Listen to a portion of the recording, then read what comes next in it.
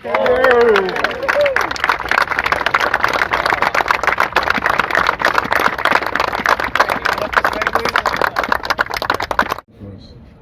a lot of people to thank. Thank you all, boys and gals that are in this generation, for maybe sharing that togetherness in that neighborhood. It's a little bit unusual compared to if you live outside the projects. We're a little bit unique as Berry boys and gals. We went to school together, played together. As Mike McMahon mentioned, sometimes we fought together.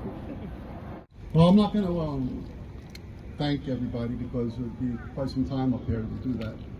Starting with. And we're here to honor our brothers. Thank you to the distinguished guests and others for your actions and words of the naming Berry Ballfields with the staff, Sergeant James Cooney and PFC John Taburri Ballfields.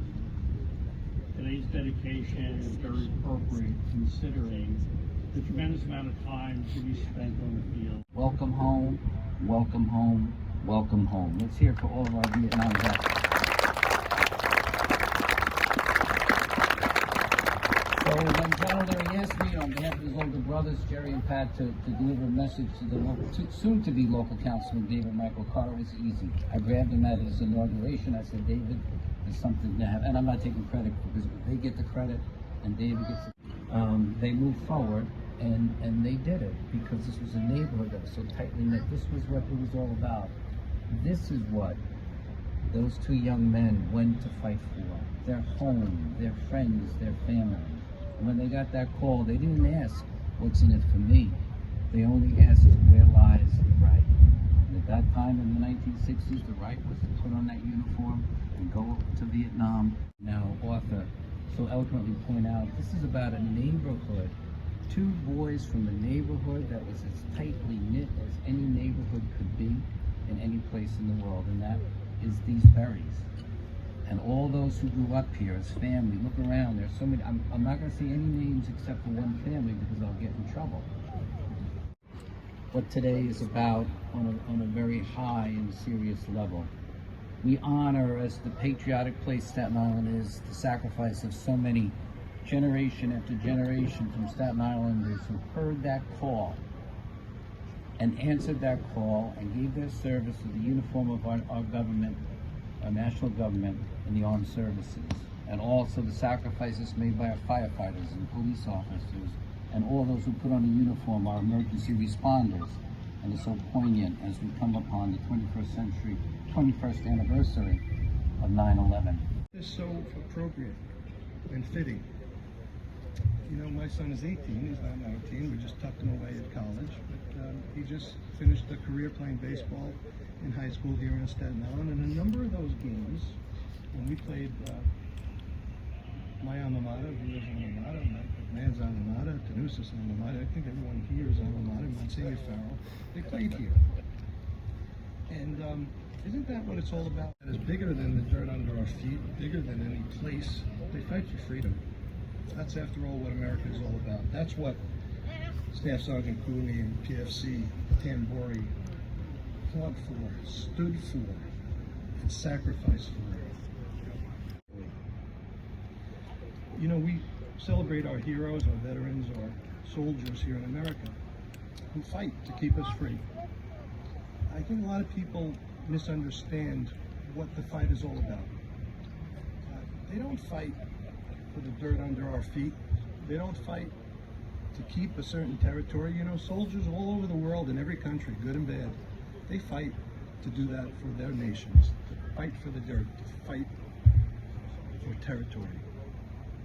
Our soldiers, and I look out at all of you, Giacomo, thank you for what you do, and the Vietnam veterans here on Staten Island.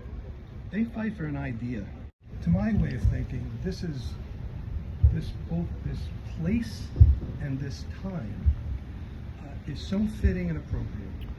We stand on the eve of an anniversary of 9/11, when the very freedom we cherish came under attack some 20 years ago.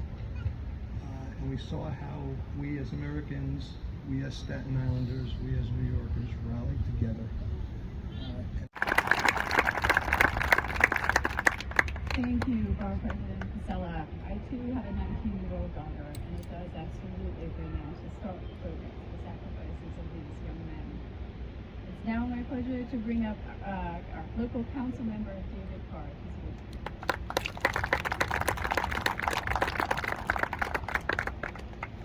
Thank you so much, Commissioner. Bunch of speakers, so I'll just keep it brief. My daughter's going to be 19, and my good friend and colleague Billy Deal gave me information about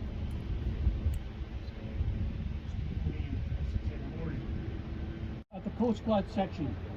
He's going to do our memorial prayer.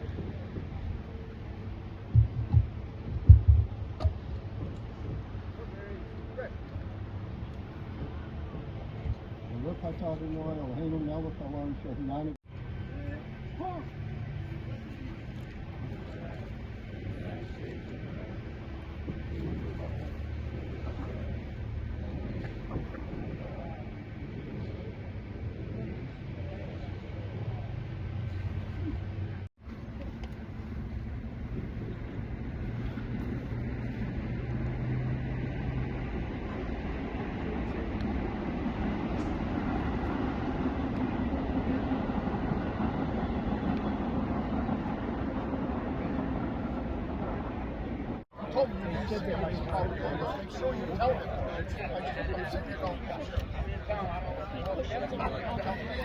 Both run into each other. He got sick and this and that and other thing.